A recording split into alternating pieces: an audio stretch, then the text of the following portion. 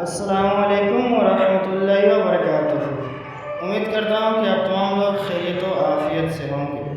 محترم ناظرین اکرام، آپ جو یہ ویڈیو دیکھ رہے ہیں یہ نوری جامع مسجد بروللی لکڑی نبی گنج سیوان بہار کی دھرتی پہ ہے۔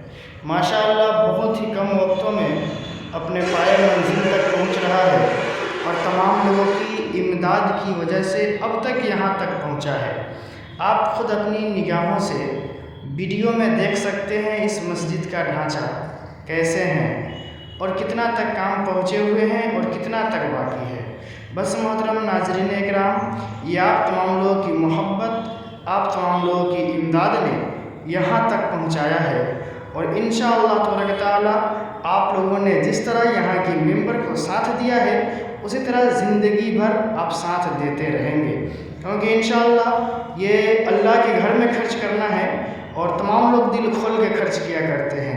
اب تک یہ آپ تمام لوگوں کی محنت و مشقت کی کمائی، ایک ایک دو دو روپے آپ نے جو بھی امداد کیا ہے وہی امداد آپ کے نگاہوں کے سامنے ہے، اور آگے بھی یہاں کی تمام ممبر آپ سے امید لگا رہی ہے کہ آپ جتنا ہو سکے گا آپ ان کے ساتھ کھڑا رہیں گے اور امداد کریں گے جس طرح ہو پائے گا۔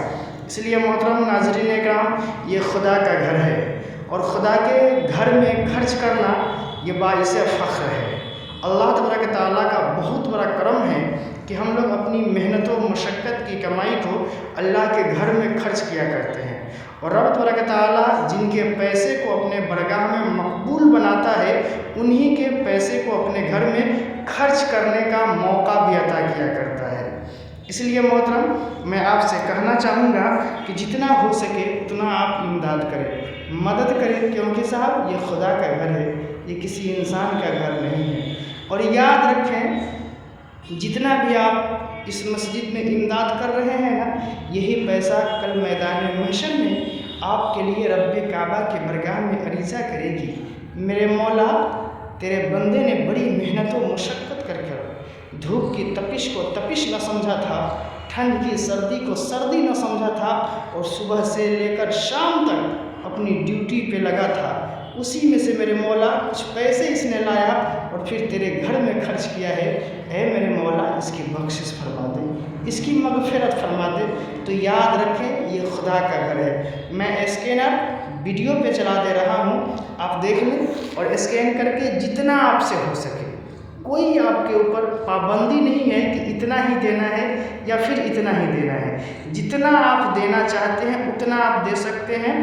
آپ اسکینر پہ اسکین کریں اور جتنا ہو سکے اتنا آپ امداد کریں، کیونکہ یہ اللہ کا گھر ہے، کسی انسان کا گھر نہیں ہے۔ اور یاد رکھیں، اللہ کے گھر میں ہم 1 روپے خرچ کرتے ہیں نا تو اللہ تبارک تعالیٰ ہمیں 10 روپیہ عطا کیا کرتا ہے، کیونکہ شاید صاحب آپ بارہا علماء کرام کی زبانی ہماری ان باتوں کو تقریر میں آپ نے سنا ہوگا کہ حضرت علی ہیں، خاتون جنت سیدہ فاطمہ کے قریب جاتے ہیں، خاتون جنت سیدہ فاطمہ کی تھوڑی سی طبیعت ناساز ہو گئی ہیں، فرما رہے ہیں اے میری ہم شریک حیات، اے میری بیوی، آج تک تو نے مجھ سے کوئی چیز طلب نہیں کیا، آج تو مجھ سے کچھ مانگ، اپنی کچھ خواہش کو ظاہر کر۔ تو حضرت خاتون جنت سیدہ فاطمہ نے ایک انار کی خواہش ظاہر کی تھی۔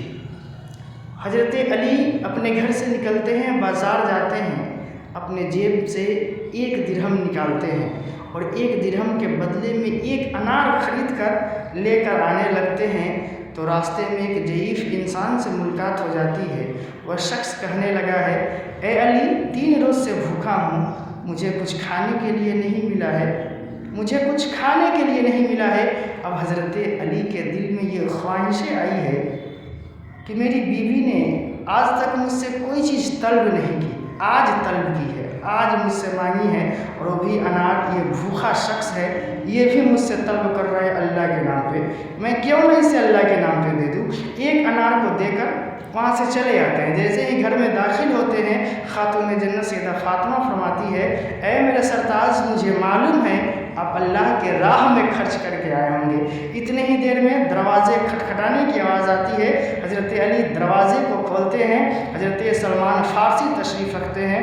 हज़रत सलमान फ़ारसी ने 9 अनार को लिया है और कहा, अली ये 9 अनार तेरे लिए नबी ने भेजा है।